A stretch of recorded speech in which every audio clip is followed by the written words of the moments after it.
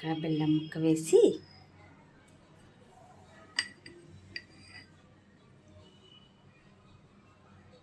మనం ప్రేమతో పెట్టి చూడండి ఫ్రెండ్, బాబాగారు తింటారు. ఎవరు చెప్పారు తినరని? మనము చికెన్ పెట్టినా తింటారు, మటన్ పెట్టినా తింటారు. సో ప్రేమతో పెట్టాలన్నమాట. మన దగ్గర ఏముంటే ఉప్మా చేసి పెట్టినా తింటారు. అది బత్తిగా పెట్టాలి. పూజ మన దగ్గర మమ్మీ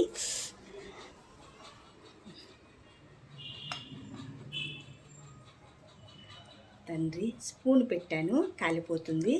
వేడిగా బెల్లం పెట్టాను, పెరుగు వేసాను, మంచిగా తిని సరేనా. మధ్యాహ్నం చపాతి వంకాయ కర్రీ చేసి పెడతాను. నువ్వంటే నాకు ప్రాణం తండ్రి. ఎప్పుడు నీ దగ్గరికి వస్తానో నేను ఎదురు చూస్తున్నాను.